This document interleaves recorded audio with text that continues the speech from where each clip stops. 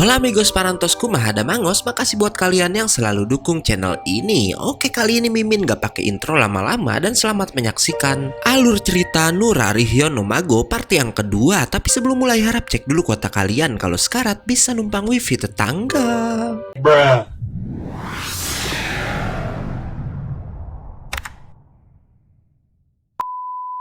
Part 2 ini masih berfokus pada Rikuo dan teman-temannya yang berada di gunung di mana si ahli yokai bilang gunung itu sebenarnya bernama Nejireme yang gak lain tempat tinggal Gyuki.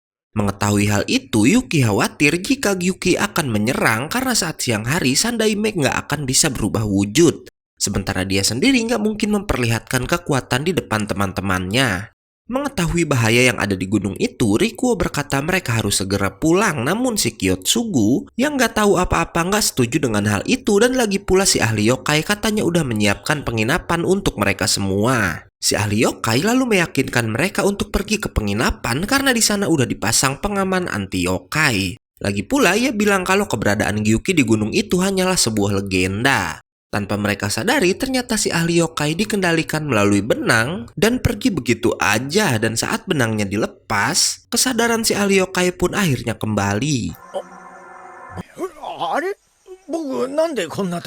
Sementara si Rikuo yang udah sampai di penginapan merasa ada yang aneh, tapi ia nggak memberitahukan hal itu pada teman-temannya. Si Kyotsugu mengajak anak bernama Shima untuk mencari yokai dan gak peduli walau udah dilarang oleh Rikuo. Dan karena itu Rikuo pun ikut menemani keduanya bersama Yuki. Sementara para gadis saat itu sedang di pemandian air panas. Melihat Yuki yang gak datang, Kana curiga kalau ia sedang berduaan bersama Rikuo. Dan di sini terlihat kalau Kana cemburu sampai pergi meninggalkan kedua temannya. Dan yang gak mereka ketahui, ternyata yokai yang menggunakan benang tadi memimpin yokai-yokai lain untuk memangsa mereka. Beruntung Yura lalu datang ke tempat itu. Scene lalu berpindah lagi pada Rikuo di mana mereka juga sedang diawasi oleh yokai lain. Dan ia bersama yokai pengendali benang tadi gak lain adalah anak buah dari Gyuki. Mereka pun lalu menemukan sebuah gua yang katanya menurut legenda dulu itu adalah sarang para yokai. Keempatnya pun lalu melanjutkan pencarian. Bersamaan dengan itu si yokai mulai membaca mantra yang membuat Kyotsugu dan Shima pergi ke suatu tempat. Rikuo yang merasa ada keanehan lalu mengejar keduanya sementara Yuki diserang oleh si yokai namun si wanita salju bisa menghindarinya. Yuki lalu berkata jika klan Nura akan mengampuni orang itu kalau ia berhenti menyerang. Namun si yokai malah menusuk kaki Yuki dan lalu menebasnya. Beruntung Yuki bisa melapisi pedang pria itu menggunakan es hingga ia nggak terkena langsung tebasan yokai tersebut. Dan saat Yuki akan dihabisi, Rikuo pun datang dengan tepat waktu. Scene lalu berpindah pada Yura yang sambil bertarung harus terus melindungi kedua temannya. Namun gak lama semua yokai termasuk si pengguna benang dijatuhkan oleh teknik seseorang. Yang ternyata itu adalah 3 yokai burung anak-anak dari Karasu Tengu, sang pengawas rumah utama dari klan Nura yang kemudian membawa si yokai benang dari sana. Gak hanya ketiga gagak, Atabu juga ternyata datang ke sana sambil membawa tubuh Kyotsugu dan juga Shima. Kembali pada Rikuo yang berduel dengan anak buah Gyuki tanpa berubah dalam wujud yokainya. Walau begitu, hanya dengan wujud manusia si Rikuo bisa menyulitkan lawannya itu. Melihat kekuatan Rikuo, si yokai pun lalu mengeluarkan banyak benda tajam dari tubuhnya yang hampir membunuh si Sandaime. Tapi karena itulah Rikuo bisa berubah wujud dan bisa mengalahkan lawannya.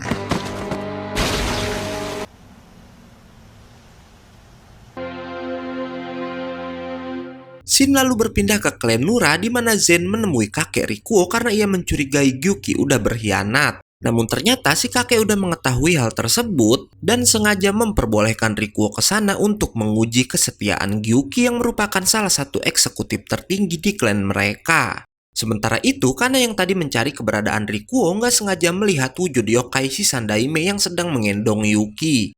Dan karena itulah Rikuo menitipkan Yuki pada si Kana. Yang ternyata si Rikuo pergi dari sana untuk menemui Gyuki di markasnya dan langsung bertanya kenapa Gyuki ingin membunuhnya. Gyuki langsung menunjukkan pedangnya pada Sandaime dan sambil menyerang balik Gyuki, Rikuo bilang ialah yang akan memimpin klan Nura.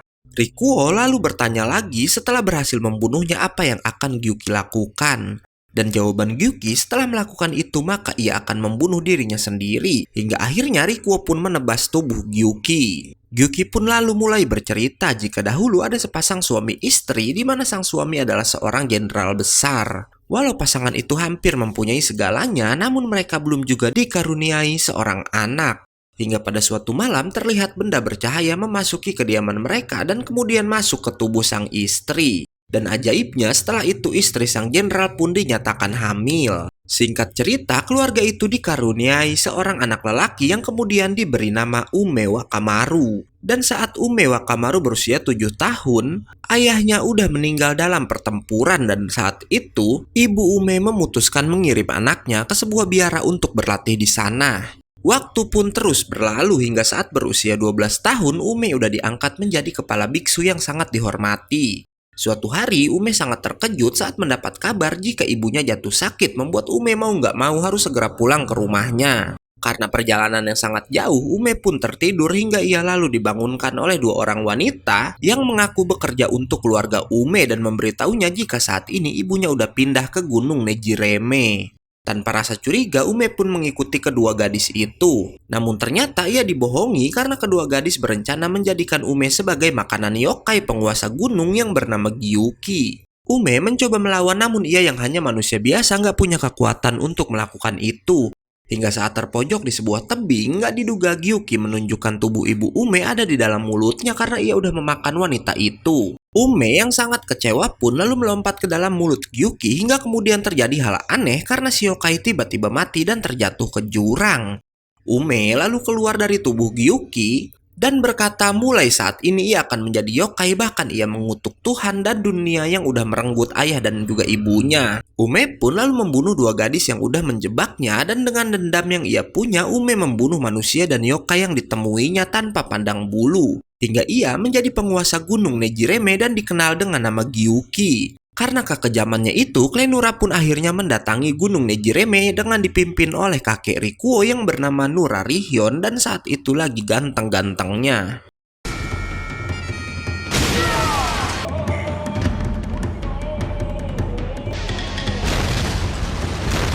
Hingga menyebabkan peperangan besar terjadi antara klan Nura dan klan Gyuki yang berlangsung selama 3 hari 3 malam. Gyuki pun akhirnya bisa dikalahkan oleh Nurarihyun, tapi ia nggak dibunuh karena kakek Rikuo mengagumi kekuatannya dan bahkan mengajak Gyuki bergabung dengan klan Nura. Mendengar ajakan Nurarihyun, Gyuki pun akhirnya bersumpah setia pada klan Nura. Kembali ke masa sekarang di mana Gyuki memberitahu alasannya berkhianat karena ia ingin Rikuo membuang sifat kemanusiaannya dan menjadi Sandaime sebagai yokai seutuhnya. Hingga akhirnya Rikuo bisa menjatuhkan Gyuki sambil berkata jika ia memang akan menjadi Sandaime.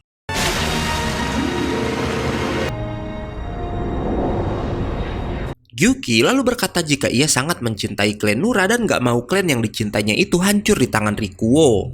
Gak lama anak-anak Karasu datang dan marah pada Gyuki yang udah berani menyerang tuan mereka. Gyuki lalu menyebut Rikuo hanya orang bodoh yang gak mengakui yokai dan bakat dirinya sendiri. Walau begitu, ia mengakui kemampuan Rikuo yang berhasil mengalahkannya dan bersiap mengakhiri hidupnya sendiri. Beruntung Rikuo bisa mencegah hal itu.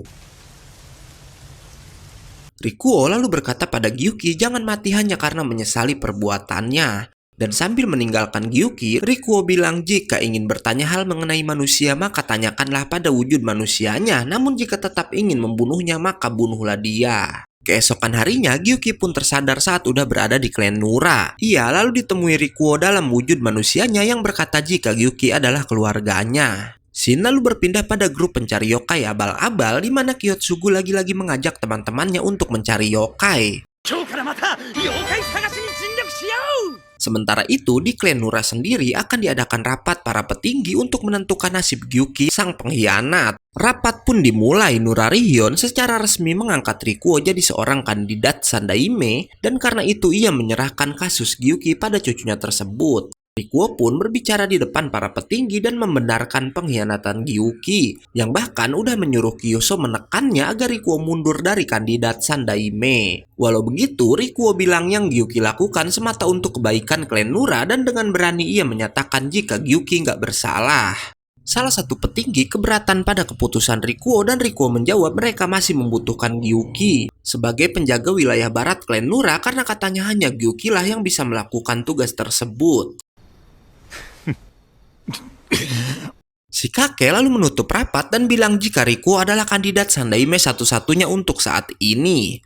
Dan jika Rikuo menginjak usia 13 tahun gak ada kandidat lain, maka cucunya itu secara resmi akan menjadi pemimpin selanjutnya. Keesokan harinya, Nurarihyun berbincang dengan salah satu petinggi bernama Hihi, di mana katanya ada sekelompok yokai yang membuat masalah di wilayah Bakaneko. Mendengar itu, Hihi bilang jika ia akan menyelidikinya walau Nurarihyun awalnya nggak mengizinkan Hihi, namun ia tetap bersikeras menyelidiki kasus tersebut. Ah, Hihi, mau kaeru no?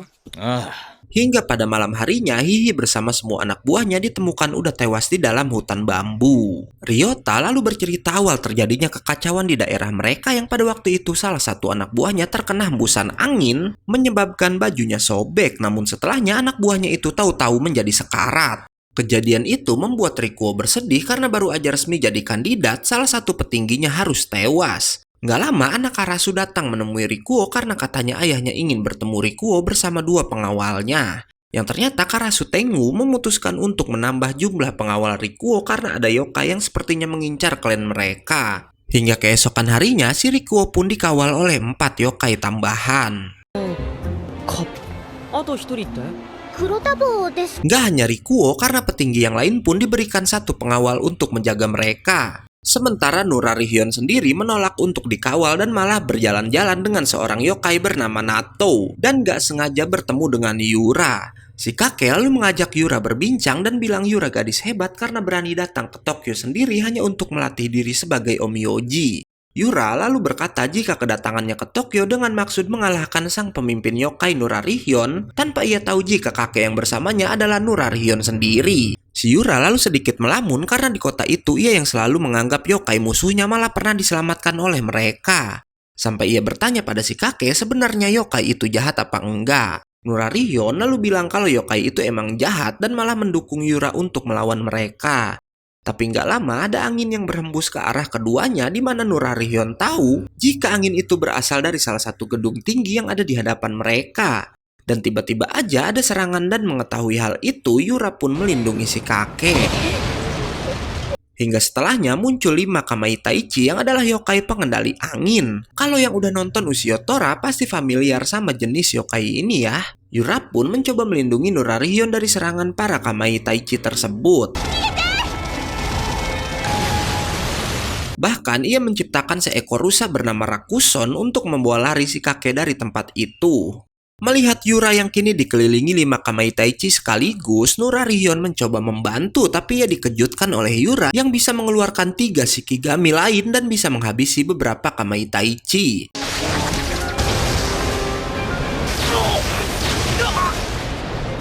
Scene lalu berpindah pada Rikuo yang gak sengaja melihat Karasu Tengu melewati sekolahnya sambil mencari-cari Nurarihyun. Hingga gak lama 2 anak buah Gyuki yang bernama Gozu dan Mezu berkata jika Karasu sedang mencari kakek Rikuo yang kabur karena menolak untuk diberi pengawalan.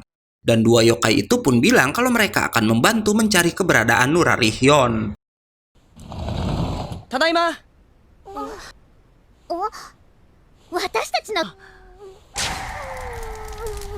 Kembali ke pertarungan di mana Yura sedikit sombong karena udah mengalahkan para Kamai Taichi dan karena itu ia terkena serangan angin dari pemimpin mereka yang bahkan setelahnya bisa mengalahkan Shikigami milik si Omyoji. Si Kamitachi pun lalu pergi begitu aja karena ia memang cuma mengincar Nurarihyun.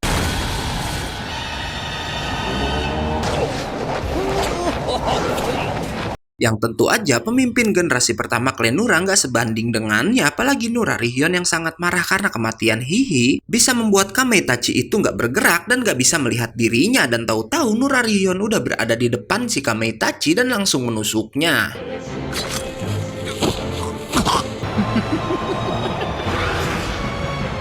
Scene lalu berpindah pada Rikuo dan teman-temannya yang tiba-tiba didatangi oleh 2 murid aneh bernama Tanuki dan Inugami. Di mana Tanuki bilang jika ia ini sama berbakatnya dengan Rikuo dalam hal kekuatan dan seperti menantang si Sandaime. Tapi nggak lama keduanya pergi begitu aja dan anehnya kemudian ada 7 orang lain bersama mereka yang mempunyai julukan 7 peziarah. Dan Tanuki berkata kalau mereka akan mengambil alih wilayah klan Nura dan dengan ini part 2 pun selesai.